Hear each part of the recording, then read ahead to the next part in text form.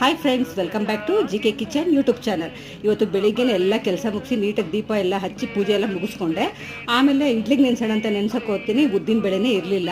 ಸರಿ, ಒಂದು ಉದ್ದಿನ ಬೇಳೆ ತೊಗೊಂಬರೋಣ ಅಂತ ಅಂಗಡಿಗೆ ಹೋದೆ. ಅಲ್ಲಿ ಏನಪ್ಪ ಅಂತಂದರೆ ನೋಡ್ತಾ ಅದನ್ನು ತೊಗೋಣ ಇದನ್ನು ತೊಗೋಣ ಅಂತ ಅಂದ್ಬಿಟ್ಟು ಒಂದೊಂದಾಗೆ ಸಾಸಿವೆ, ಜೀರಿಗೆ, ಮೆಣಸು, ತೊಗರಿಬೇಳೆ, ಉದ್ದಿನ ಬೇಳೆ ಮತ್ತು ಅವಲಕ್ಕಿ ಎಲ್ಲ ತೊಗೊಂಡೆ.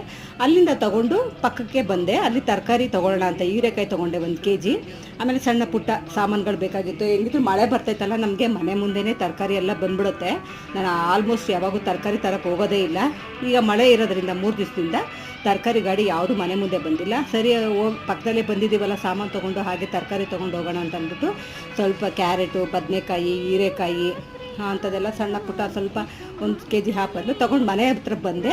ಆಮೇಲೆ ಪಕ್ಕದಲ್ಲೇ ಮಾರಿಯಮ್ಮನ ದೇವಸ್ಥಾನ ಇದೆ. ಅಲ್ಲಿ ಹಾಲು ಅಭಿಷೇಕಕ್ಕಂತ ಎಲ್ಲರೂ ಹಾಲು ತೊಗೊಂಡು ಹೋಗ್ತಾಯಿದ್ರು. ನೋಡೋಕ್ಕೆ ತುಂಬಾ ಚೆನ್ನಾಗಿತ್ತು. ಯಾರ್ಯಾರು ಫಸ್ಟ್ ಟೈಮ್ ವೀಡಿಯೋ ನೋಡ್ತಿದ್ದಾರೆ ಪ್ಲೀಸ್ ಸಬ್ಸ್ಕ್ರೈಬ್ ಮಾಡ್ಕೊಳ್ಳಿ.